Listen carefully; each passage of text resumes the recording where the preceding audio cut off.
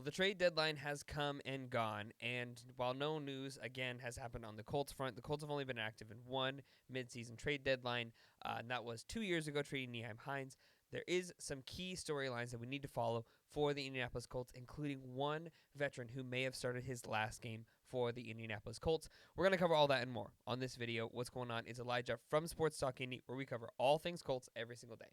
Now, the first thing we want to talk about is that there was a lot of buzz going around about Anthony Richardson at the trade deadline, as well as his former counterpart, Bryce Young, who was drafted first overall. Anthony Richardson drafted fourth overall in that draft. And there was a lot of phone calls specifically from the Las Vegas Raiders about the availability of Anthony Richardson and if he was going to be available via trade to be able to patch the holes for the Raiders. And this has been something that's been heavily speculated on from the moment that Anthony Richardson and Bryce Young got benched, is that there's a quarterback-needy team in the Las Vegas Raiders. But with a resounding no, the Indianapolis Colts and the Carolina Panthers both said that their quarterbacks, their respective quarterbacks, were off the table and that they still believe that they are able to mold and shape these sophomore quarterbacks into be what they hope to be. Now, Bryce Young, as of this moment, is still starting for the injured Andy Dalton. But Anthony Richardson still remains to be seen what is going to happen for the rest of the season.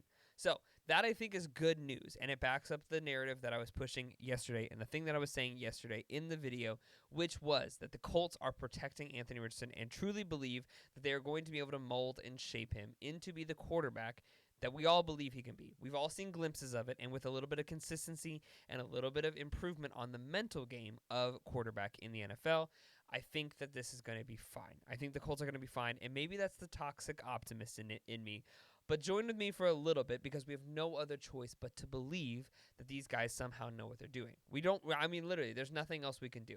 We can scream fire Ballard from the rooftops and chant all of these things, and it's not going to do us any good.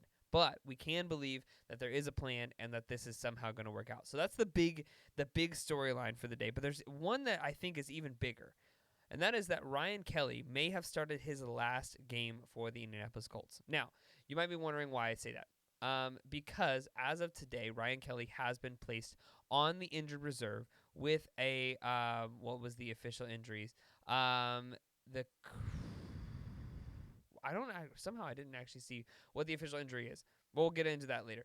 Ryan Kelly has been placed on the injured reserve, which means he is missing the next 4 games at least. Now, the reason I say that he has potentially started his last game in the NFL is that there was already some speculation about Ryan Kelly's play. Now, Ryan Kelly missed a couple of games earlier in the year with a neck injury, and that led to 4th-round pick Tanner Bortolini getting the opportunity to start in his place. Now, in the starts that Tanner Bortolini has played 160 snaps for the Indianapolis Colts at center.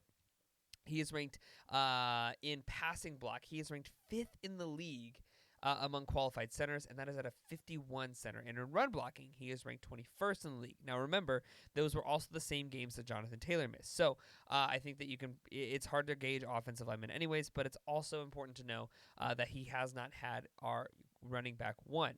He's also never allowed a sack. He has 1 total penalty in those 160 snaps.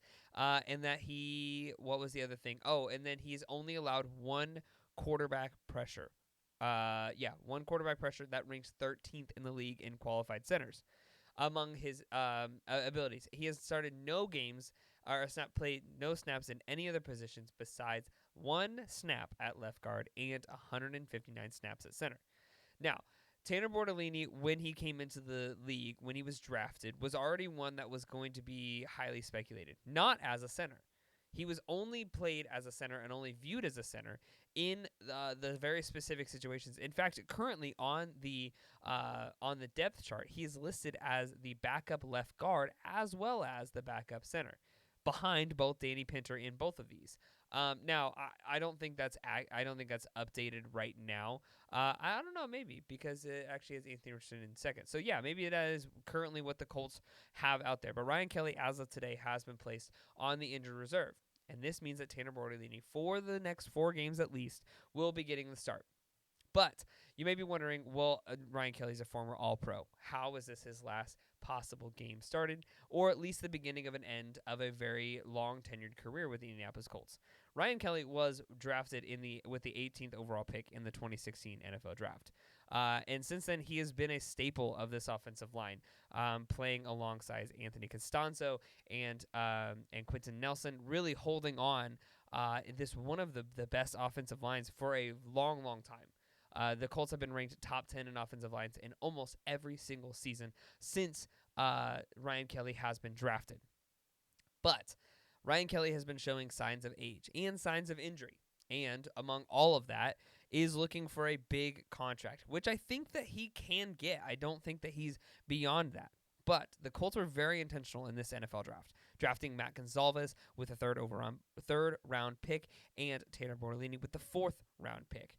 So they really focused heavily on the offensive line, and that's not to mention that they also brought in undrafted free agent Dalton Tucker, who has been very, very good. This means that as of Sunday, there's a very real possibility that the Colts are going to be running out there with three rookies on a well more than qualified offensive line. That features Braden Smith, that features Dalton Tucker, that now features Tanner Bortolini, Quentin Nelson, and Bernard Raymond.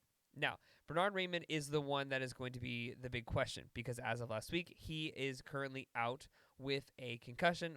It's still to be seen whether or not he will be able to play this weekend, if he will clear concussion protocol, and if not, that means that there will be three rookies on this offensive line coming up Sunday. Now, they may seem like cause for concern, especially facing a team like the Buffalo Bills, but these are three of the best offensive lineman rookie that we've seen in recent history.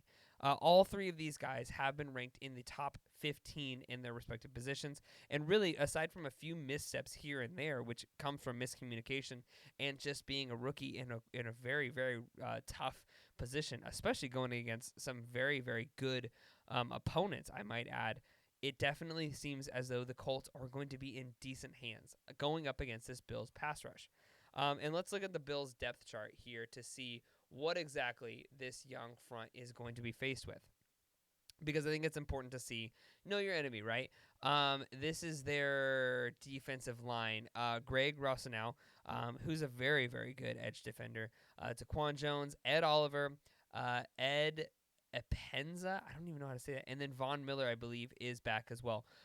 So I mean, it's a fairly decent. Ed Oliver and Greg Rousseau are your two key people to watch in that. But I do think this is, as far as a offensive line versus defensive line, this is one of the more achievable feats that the Colts offensive line is going to have. So those are the storylines today. Is that Ryan Kelly, if Tanner Bortolini continues to improve and continues to show that he has a lot of promise, Ryan Kelly could potentially be well on his way out the door. And if not, at least the Colts know what they have in a center, and it does look like Ryan Kelly may be not going to be getting the contract that I think he was hoping for. Again, being a big staple in the community, but in the business decision of the NFL, it does seem as though the Colts are going to be in very good hands in their three rookies, which is going to make it a very, very difficult bargain for the remaining veteran offensive linemen. But we will follow the story as it goes. But for now, like I said, I think that we are in good hands, in the hands of rookie Tanner Bortolini.